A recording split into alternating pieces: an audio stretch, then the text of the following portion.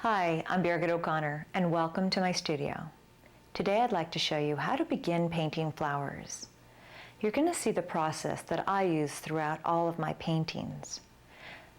What I'm going to begin with is a sheet of Arches 140-pound cold press paper. You'll also notice that I don't soak my paper or attach it to a board. I don't remove the sizing before I begin. I like to have the freedom of the paper and being able to rotate it and manipulate the pigments while they're on the surface. You're going to see what kind of brushes I use, pigments. I'll walk you through a few exercises, and I think you're going to enjoy this. So let's begin. First, I'd like to show you some of my favorite brushes. This is the Cosmos number 30. Any large mop brush will work just as well. The intention is to have a large, clean brushstroke of water. Notice the different sizes of the brushes. I like to use a number 30, 20, 18, 14, 12, 8, and 6.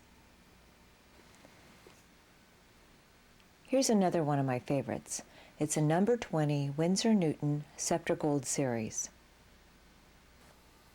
I like to vary my brushes between sable synthetic blends and synthetics. To achieve color density, it's a mixture between the pressure that's applied to the paper and the amount of pigment and water that is mixed. Here you can see the comparison in the brush sizes and the strokes that they create.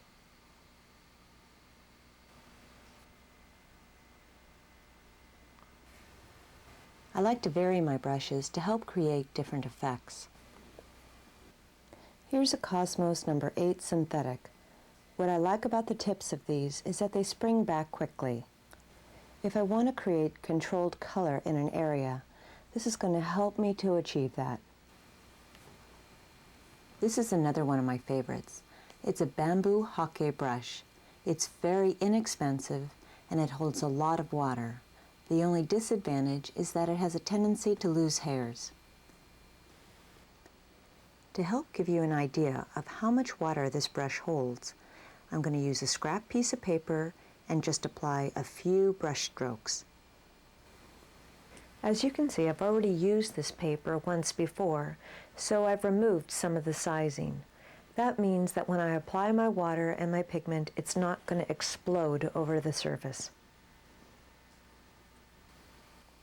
Now, using my number 20 Scepter Gold brush, I can mix my color on my palette and then apply it to the paper, and you can see how well the pigments are moving into the clean water.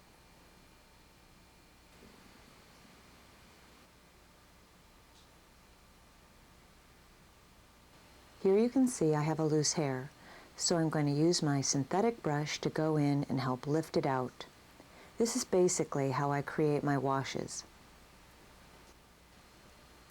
For any water that puddles at the bottom of the page or at the bottom of a petal, I can go in and use a clean brush and help soak it up.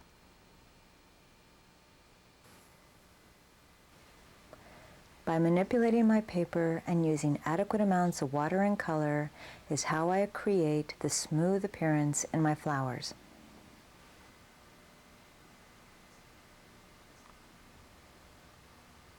Here's another example. I'm going to use smaller rectangular bars to give you a better idea of how color combinations mix on the paper. This is called a wet into wet technique. Each bar is going to be filled with clean water, working one at a time, and then applying color to each corner and seeing how the color combinations blend. Some colors are going to want to move more quickly than others, so it helps to give you a better understanding of how the pigments will react.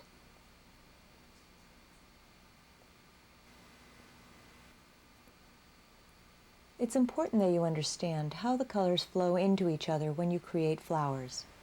This exercise should help you understand how to keep your colors cleaner and how you can allow the colors to mix directly on the paper. You become more acquainted with how much water and pigment to put onto your painting. For the final 2 rows, I'm simply going to apply clean water. I'm going to allow a couple edges to touch so the colors can go ahead and spill in and you can see the effects. This exercise is really great fun, and it can give even the most inexperienced person a feeling of accomplishment. Now let's start painting flowers. For this composition, I'm choosing Poppies in the Wind. I'll be using a half sheet of Arches 140-pound cold press paper. As you can see, I've also created a light pencil sketch to help guide me. When you create a sketch, remember simplicity. Create your forms. You can always add your details later. Speaking of details, if you've ever noticed the stem of poppies, they have very fine hairs. So to help create that illusion, I'm going to use a little bit of masking fluid. There are a couple options I have. I can use a toothpick. The only disadvantage is that it's not going to be able to hold a lot of masking fluid, and then as I'm trying to apply it, I'm going to actually run out of some of that fluid.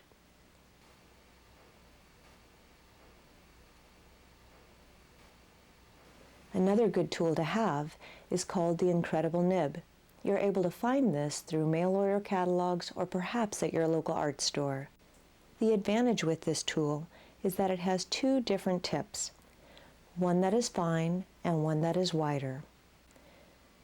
When you're using this, a helpful hint is to make the tip damp and then dip it into your masking fluid and then apply it. Then when you're done and the masking fluid is dry, it should easily peel off. I don't generally like to use masking fluid because I find the appearance, once it's removed, a little too harsh. But if I'm trying to keep an area light within a large wash area, it's a really good option to have. You also want to make sure before you continue on with your painting that your masking fluid is completely dry.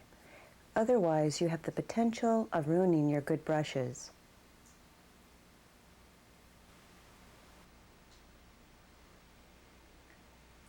To help me have a better idea of which colors that I want to use, I'm going to use a scrap piece of paper as a test strip. Then if I like the colors that I've chosen, I can go ahead and write the names down. That way, if I leave for any reason, I always know my color combinations.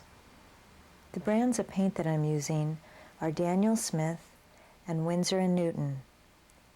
The colors that I've chosen for this painting are a permanent alizarin crimson, permanent carmine, and a quinacridone magenta.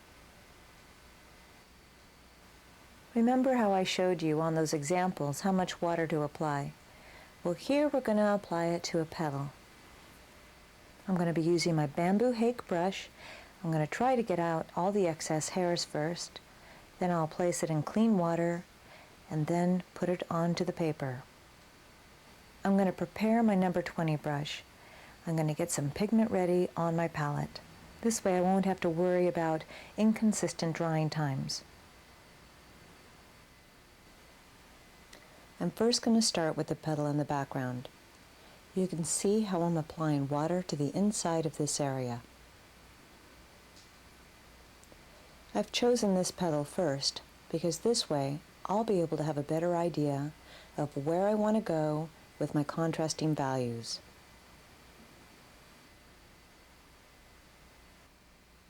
Here you can see what happens when I apply the pigment to the edges of the flower and let it spill into the clean water. This is reacting almost like those rectangular bars. You see how the colors like to move within this water. When you've applied your first layer of water, it's touching a surface that has not had the paper sizing removed. That means that the pigments will want to explode and run across the water. I chose a painting of poppies because I wanted to play with vibrant colors.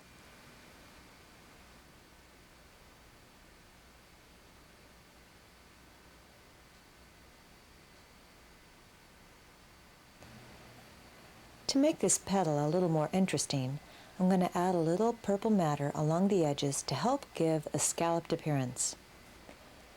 I'm going to apply this while this area is still damp. Remember, this is called the wet into wet technique.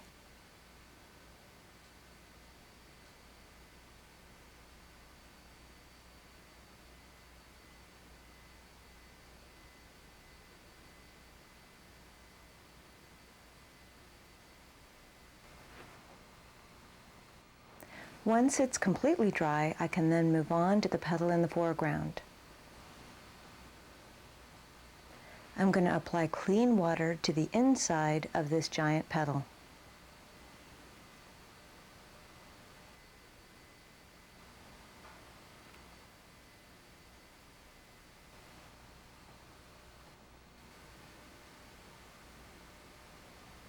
I'm going to mix my colors and water on my palette to get the right consistency so it's going to flow again into the clean water. My approach to this petal is going to be a little different. I want to use the highlights and color to my advantage. I'll be using a number 16 synthetic brush. I want to have more control over my color and my strokes, and by using a synthetic, it will hold less water. Keep your composition simple and play with color. You can use whatever effects that are created in your washes to your advantage. These techniques and application of color is what I use throughout all of my paintings. Notice the amount of water I have on my petal. And by continually moving my paper will help blend the color.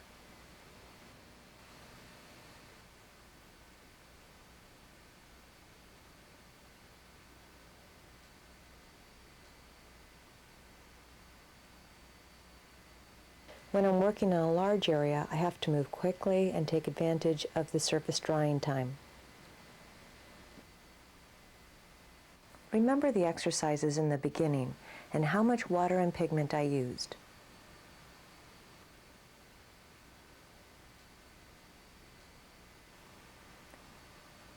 With any loose particles, I can go in with my synthetic brush and just lift it out.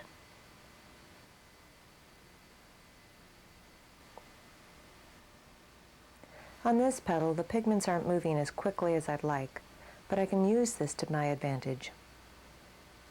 To keep the colors blended, I constantly move my paper. And depending on your paper surface, your drying time varies. When I'm working on a painting, I work one petal at a time. And if the petals at any point are going to touch, I allow the previous petal to completely dry. If you're working on an area and you want to speed up your drying process, you can always use a hairdryer. This is debatable for some artists. There's some opinion that it ruins the texture of your paper. One of the other problems you can possibly have is that one area will dry quicker than another and give you an undesired drying effect. So you constantly need to keep it moving. If you use one, you need to dry it evenly. Or if it's a nice sunny day, you can let the sun dry it. Just be aware where you have your puddle areas, and if you have too much water in one area, take your brush and soak up the excess water.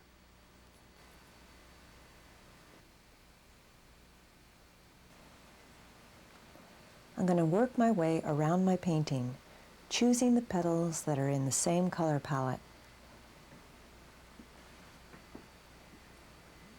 This demonstration is showing how I paint my flowers. There are many other techniques.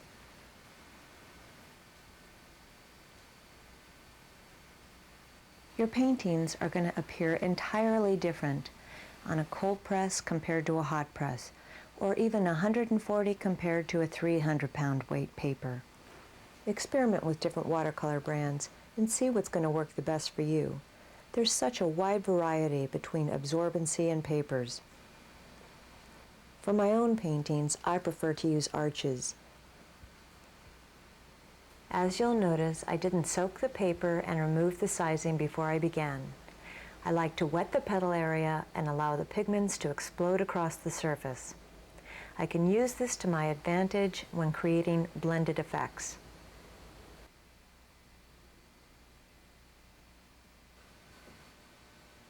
To give it some variety, I'm going to add some other colors. When I'm working in smaller areas, you can see how I'm using a smaller mop brush.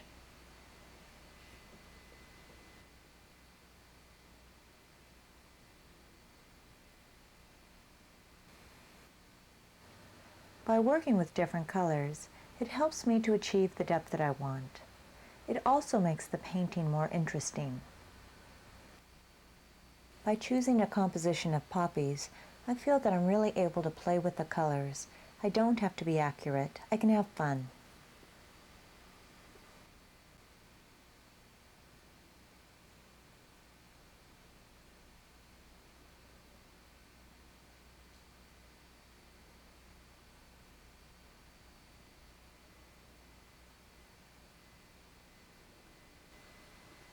Here I'm doing something a little different.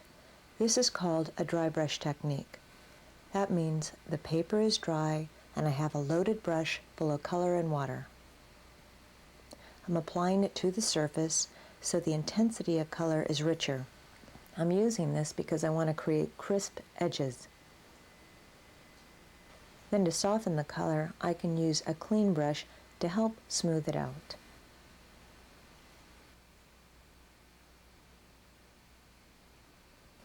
If you notice, I'm constantly rotating my paper. This helps me not to focus on the details. I start looking at the shapes, and by doing this, you're using your creative mind and your intuition, and not focusing on trying to be perfect. Watch how I mix the consistency of my colors on my palette. And by using my number 16 brush, I'm carefully going to apply the color around the edges and then allow it to run into the clean water. You have to remember that your colors will always dry lighter. That's why you work in layers. You build the richness of color.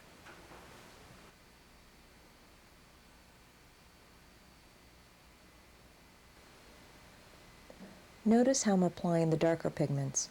What I'm looking for is the contrasting colors. This is what's going to help me to define depth. Use a variety of different size brushes to achieve different kinds of strokes.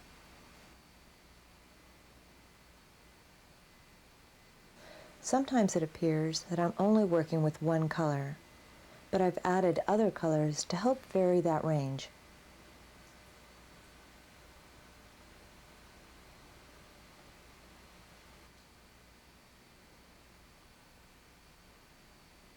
If you're trying to achieve a controlled stroke of color, it's going to depend on how much water and color you have on your brush and how dry your paper is.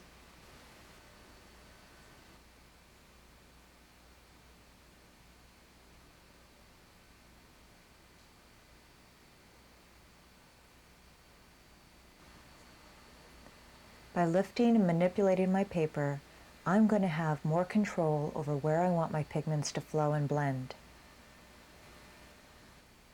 Notice the glisten on the paper. You can see how much water I'm using.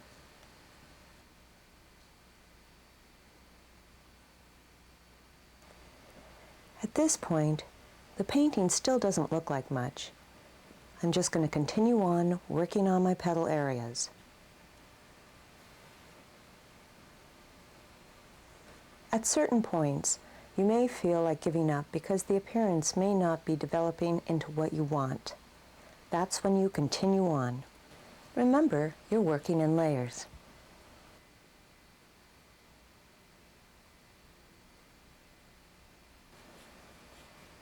Notice how I started working my largest sections first, moving down to my smaller ones.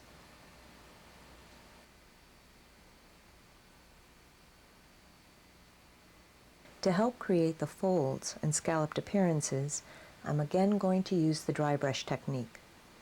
Where I decide to place the brush strokes of color are going to help to bend or lift the petals.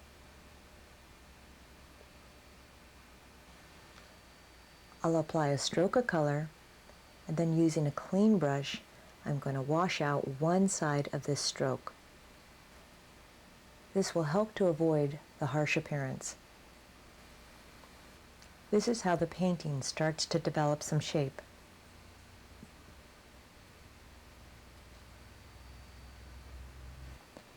As I'm working these folds, I'm using the original color palette, along with adding a little bit of a darker color.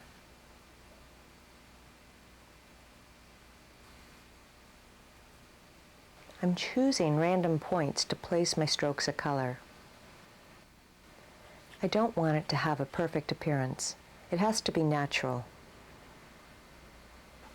My guide of where to place the color is from my original strokes in my first layer. I'm simply enhancing the color.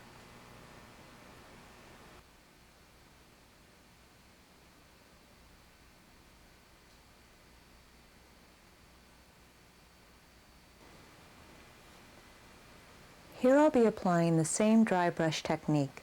The only difference is I'll be using my number 20 Sable Synthetic Blend.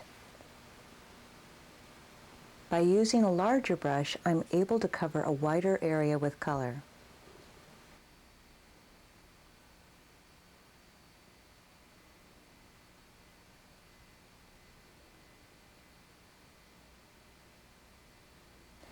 Now using my mop brush, I'll go along and smooth out some of the hard edges.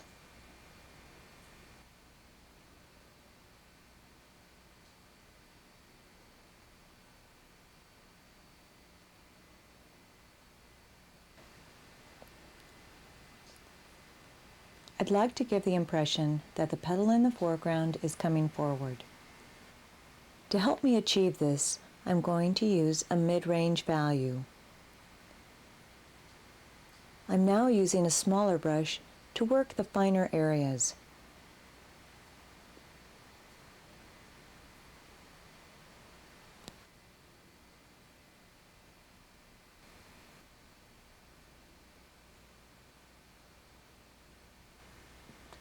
Then I'll allow this petal to dry. Now using a value shade darker, I'm going to move on to the next petal and repeat the dry brush technique and wash out any hard edges. This helps to start to give the appearance of depth.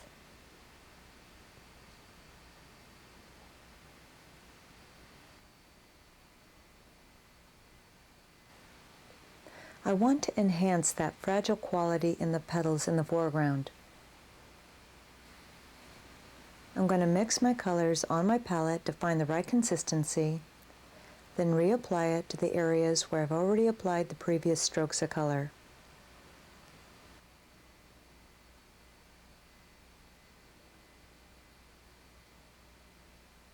You can see how the layers of color are being built.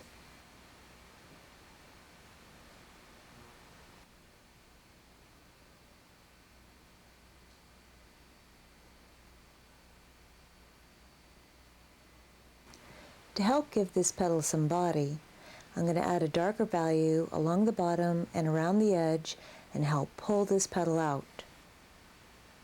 Here I'll be using my number 20 brush. What I'd like you to notice is how I apply the pressure of the tip to the paper to achieve my stroke of color.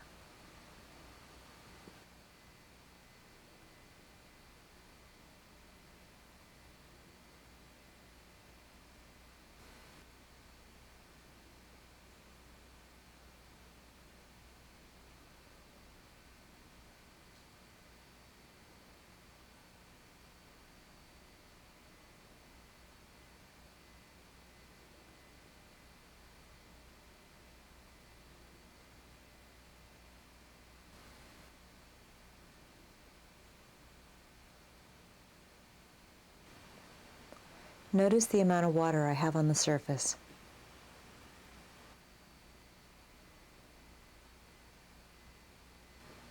Poppies' petals are fragile and delicate. You'll notice color variegation throughout them.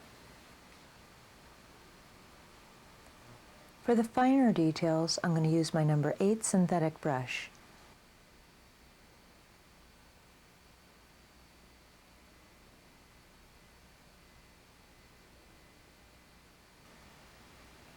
By using a synthetic, I'm easily able to go along the edges to help create that crisp appearance.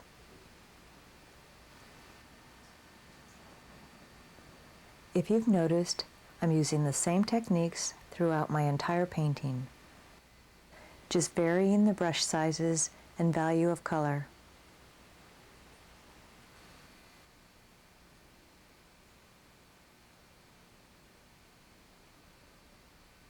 You can see how I'm increasing the darker values. I'm adding a little indigo and French ultramarine blue. This is going to help me to achieve that richness in color without making it look flat.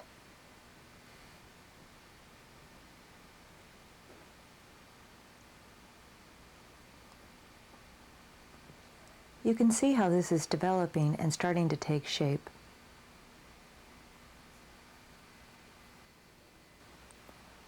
I'm now ready to move on to a larger brush. I'm going to apply the same application of color. This can look a little shocking because the stroke and the color are so bold. You actually have two options. You can gradually build your color up, or you can go ahead and plunge in. If you decide to plunge in, you may find yourself a little nervous and uncomfortable.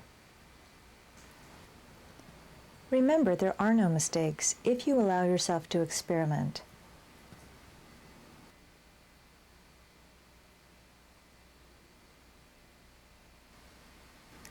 Notice how your body reacts, and if it feels tight and tense, you need to be aware of that and relax. Because then you're trying too hard, and your painting won't flow.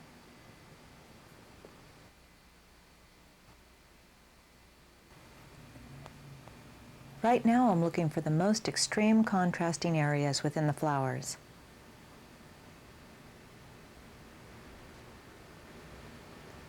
I want the highlights and contrasts to play off each other to help create the depth.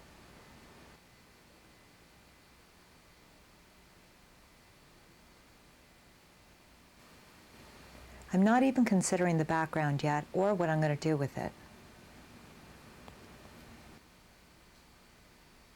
You can see how it's starting to develop and the shape is becoming more apparent.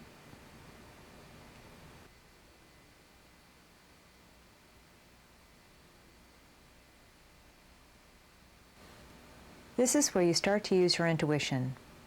I'm looking for the areas I want to bring forward, and the darker colors are the areas I want to recede. You can see by these techniques it can make a delicate poppy become bold and exciting.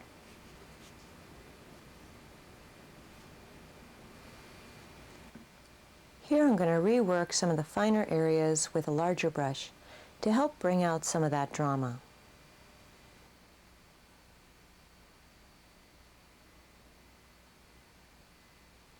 I'm simply reapplying the same techniques throughout the whole painting, just working on different layers.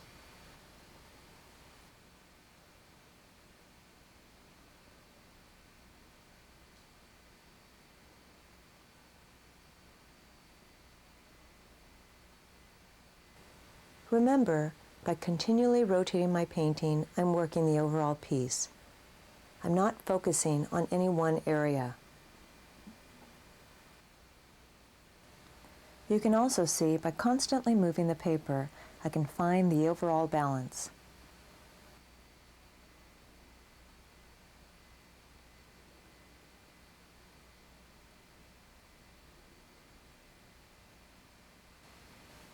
Notice the difference in the contrast.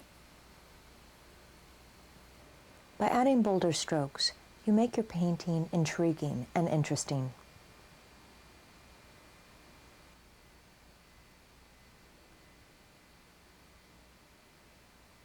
Remember to smooth out any hard lines. I'll use my clean water.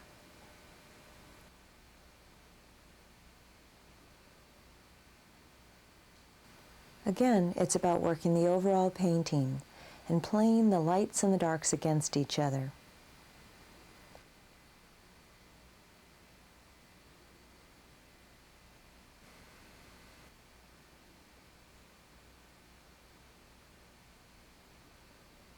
Watch as I continue to work the details.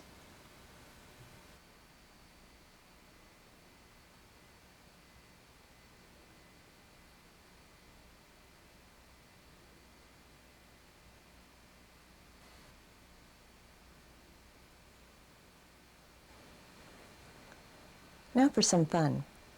I'm going to take a permanent sap green and a little cadmium yellow and mix them together on a separate palette.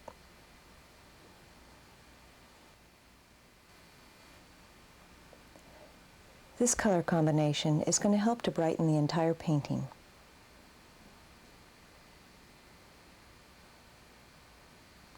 I'm going to use the same technique by wetting the stem area first and then applying the color.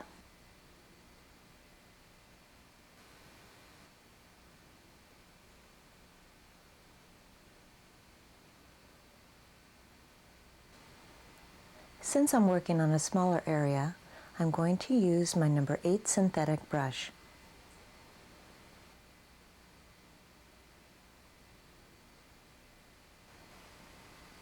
To help give the appearance that the stem has some shape, I'm carefully going to go along the edges with more color. I'm going to work the stems the same as I work the petals, one at a time. To help give more of a natural appearance, I'm going to variegate the color in the stem.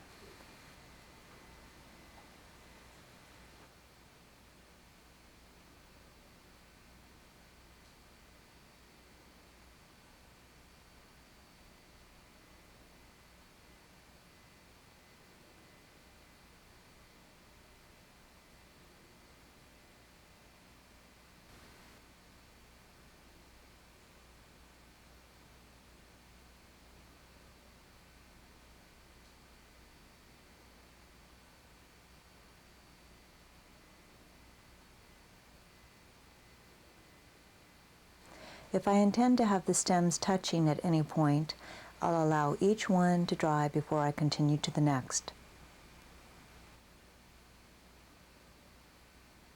At this point, you could stop and call this a completed painting if you want to use a white background. If you do continue on, you're pushing yourself and expanding and experimenting with colors.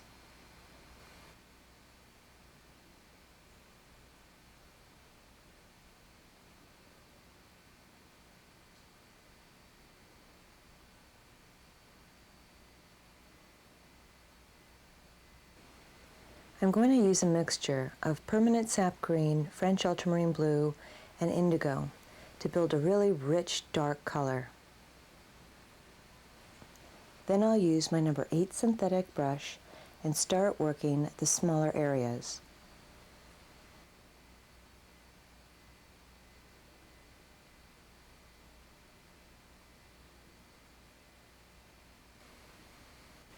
Once you've completed your wash or your painting over the masking fluid, when the surface is completely dry, you can then go in and peel it off. If you want to add color to the remaining white area, you can just simply apply it.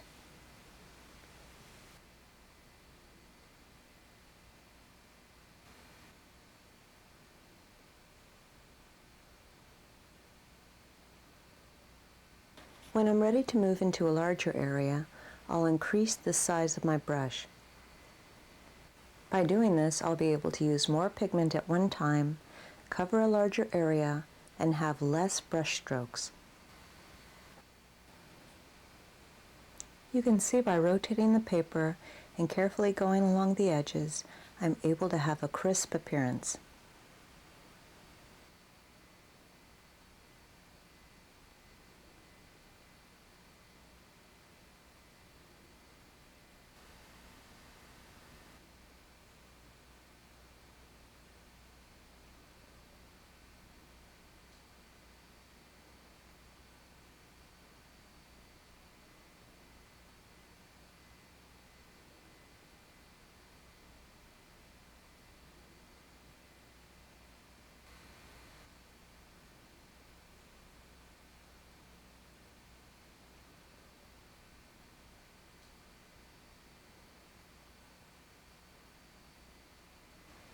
Notice how the colors play off each other to help give a very colorful and bright appearance. Remember, when working the smaller details, use smaller brushes.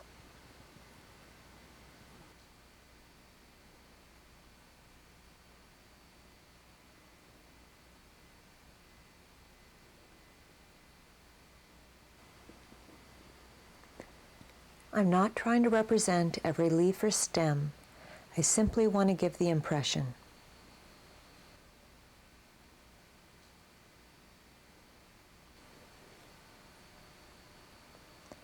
I'm now looking for my smaller shadow areas. This is what's going to help to give the poppies dimension.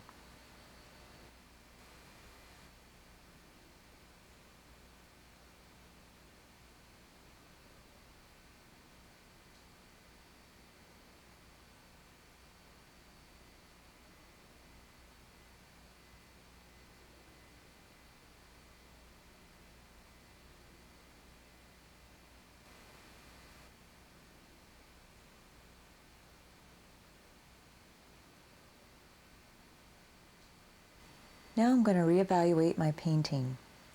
I'm going to look and see if there's any place I need to add more shape to it. If I do, I'm going to use the original process. I'm going to apply clean water to the area I want to work on. Remember, by using the right amount of water, my colors will be able to flow easily.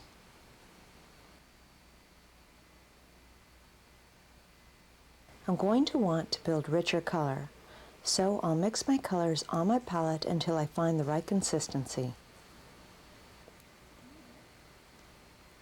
I want to give this poppy some shape, so I'll go along the bottom with my color and let it blend into the clean water.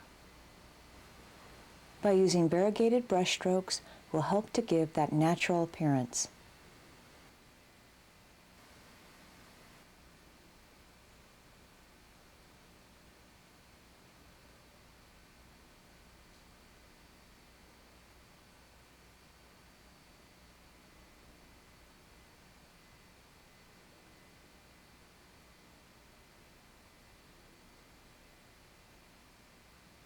Some poppies have this dark, rich color in the center of the flower. So if we're looking at the outside of a petal, it'll look like it's at the bottom.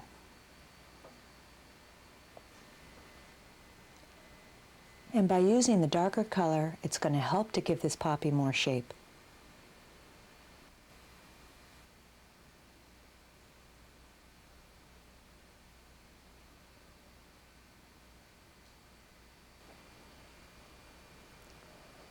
Now I'll lift my paper so the colors will be able to blend into each other. When I'm satisfied, I'll allow it to dry.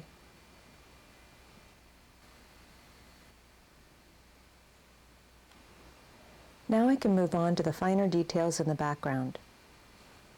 I'll be working with the remaining shapes without color. I want to work between detail and suggestion. By having some sharp edges, the viewer is able to identify a stem or a leaf. By simply using a variegation in color, the viewer is able to use their imagination.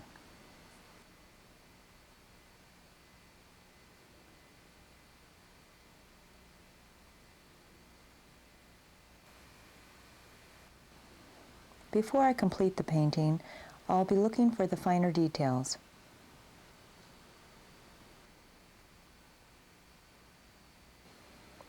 If you decide to use this composition as an exercise, experiment with different values.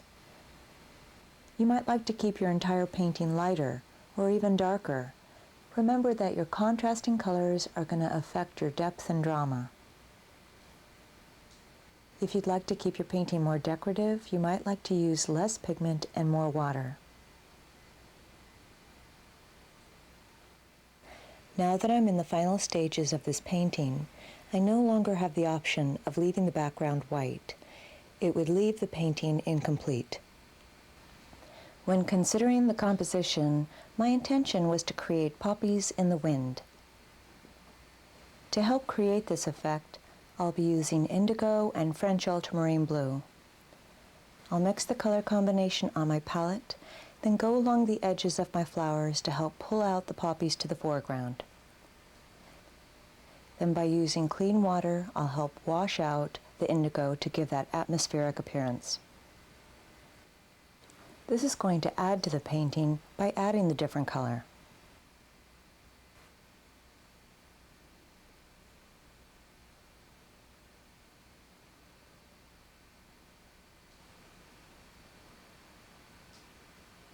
By lifting the paper, it's going to allow the pigment to follow the natural flow of the water.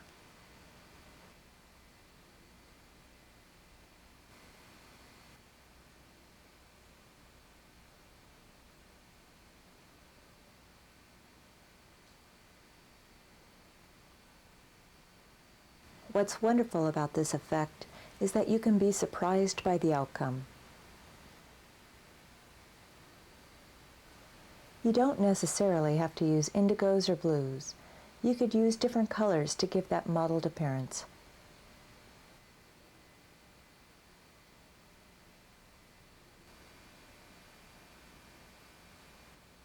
If you use this technique, it invites the viewer to look behind the flowers and use their imagination to wonder.